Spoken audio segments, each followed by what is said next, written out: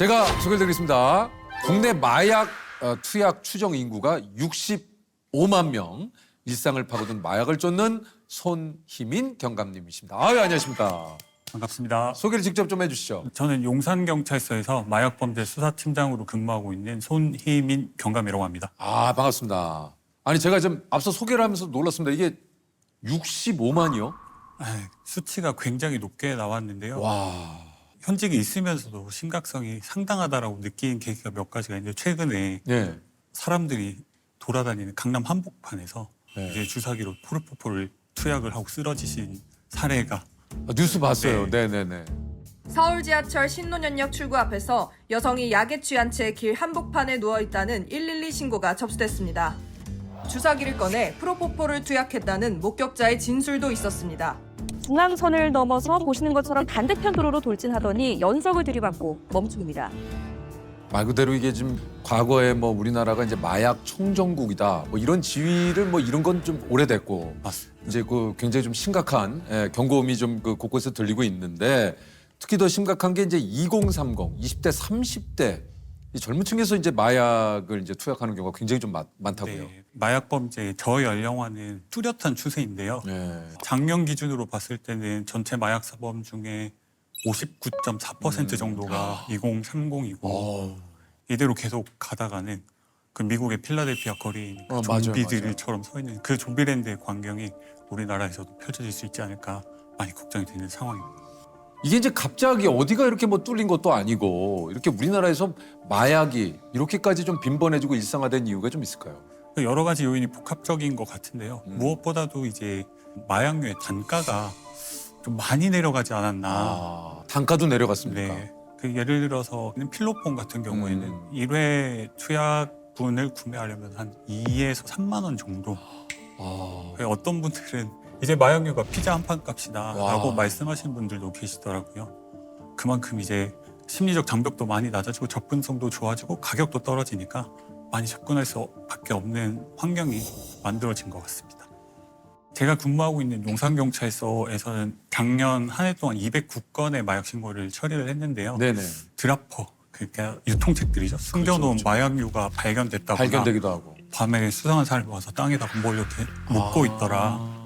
이런 신고도 있었고. 그래서 확실히 용산이 이태원이 있다 보니까 가장 많은 비중을 차지하는 거는 이태원 거리에서 술을 마시고 잠깐 정신이 잃었는데 아무래도 내가 누군가 내 술에 마약을 넣었던 것 같다. 이렇게 신고하는 경우가 종종 있습니다. 그 경감님이 올 초에도 큰 사건을 좀 맡으셨다고 그래요? 네, 뭐 뉴스에 많이 나서 대부분 알고 계실 텐데 네. 반포대교를 가던 폴 차량이 맞아요. 네, 추락해서 네네. 떨어진 사건인데 그 차량 안에서 다수의 프로포폴 빈병 그리고 실제로 프로포폴 들어있던 병도 있었고.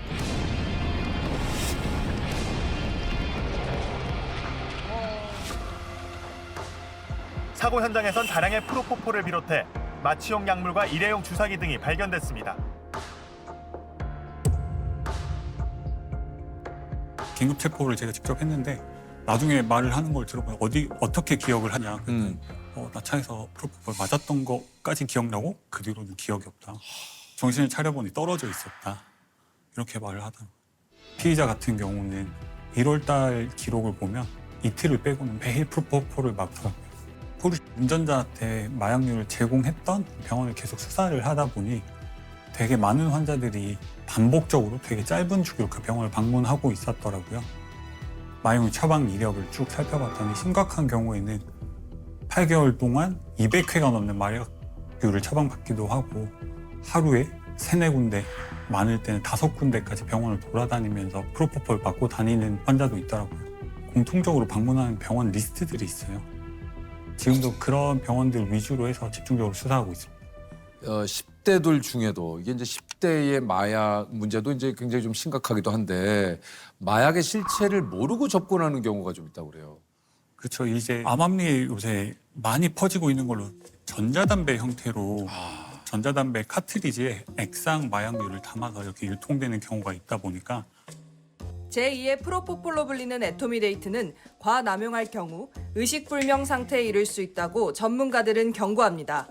친구들 사이에서 또래 집단 사이에서 기분 좋아지는 담배다 아니면은 살 빠지는 약이다. 어. 집중력을 향상시켜주는 약이다.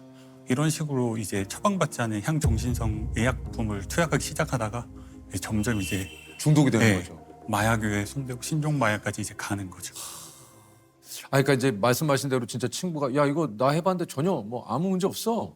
이거 그냥 아무렇지도 않은 거야. 그리고 나중에 뭐 실제로 체포가 되거나 하는 경우에도 발뺌을 하는 경우가 많아요. 예를 들어서 나는 그냥 전자담배인 몰랐다. 줄 알았다. 이게 내가 마약류인지 어떻게 아냐. 똑같이 생겼는데. 근데 그렇더라도 만약에 마약을 그런 식으로 뭐 이제 접했다면 이건 이제 법에 따른 처벌을 아, 받는 당연하죠. 거죠. 뭐 그런 변명은 소용이 없는 네, 거죠. 처벌은 피할 수가 없습니다. 그 전에는 이제 이태원 클럽에서 파티를 하다가 아파트로 장소를 이동해서 거기서 마약 파티를 하다가 한 명이 추락을 해서 사망을 했는데 그게 또 경찰관으로 밝혀져서 조금 맞아요. 기억이 나요. 기억이 나요. 많이 화제가 됐었던 적이 있습니다. 강원경찰청 소속 경장이 추락해 숨진 서울 용산의 고층 아파트. 일행 중에는 비뇨기과 의사와 대기업 직원, 헬스 트레이너, 대학생 등이 있었습니다. 경찰은 이들이 단체로 엑스터시, 케타민 등 마약을 투약했던 거로 보고 있습니다. 이제 마약을 수사해야 되는 경찰 조직의 일원이 마약을 투약했다. 이게 밝혀진 사건이다 보니까 이런 일련의 사건들을 보면서 우리 사회 곳곳에 마약이 퍼져 있구나. 그걸 계기로 이제 경찰 공무원 채용 시에 모두 다 6종 마약류를 다 검사하기로 법률이 개정돼서 25년부터는 모두 마약 검사를 받고 있고요. 올해부터는 이제 모든 공무원으로 확대돼서 전체 공무원이 채용 시에 마약 검사를 필수적으로 받게 돼 있습니다. 신고받고 출동을 하면 이제 마약에 취해서 이게 이제 출동하신 그 경찰분들을 좀 위협하기도 한다면서요. 칼을 들고 뭐 흉기난동을 부린다던가 아니면은 투신을 하겠다고 협박을 한다던가 환각이나 이런 증상들이 있다 보니까 누가 자기를 죽이러 왔다라고 아예 망상을 하면서 흉기를 들고 대항하는 경우도 있고요. 이게 이제 마약을 투약한 사람들을 검거하는 것도 일입니다만 잡아온다고 하더라도 계속해서 끊임없이 그러니까 이제 진짜 현장에 있는 분들의 스트레스와 이게 좀 힘든 부분이 정말 좀 많으실 것 같다고 생각합니다. 아무래도 마약류 사범에 대한 처벌이 좀 더 강화될 필요가 있지 않나. 저희 재범인 피의자를 구속해서 송치했는데도 4개월 있다 또 나와서 연락이 온다던가 좀 격리를 오래 시켜서 최소한 중독 치료를 완료를 하고 나올 수 있는 시스템이 갖춰지면 좀 더 좋지 않을까. 자기가 체포당할 거를 예상을 했는지 대형 로펌을 선임해서 변호사를 대동하고 자진 출석한 피의자가 있었는데요. 저희 경찰서 와서 조사를 받고 채 한 달이 지나지 않아서 또 필로폰을 투약하고 흉기를 들고 난동을 부리다가 체포되기도 했었습니다.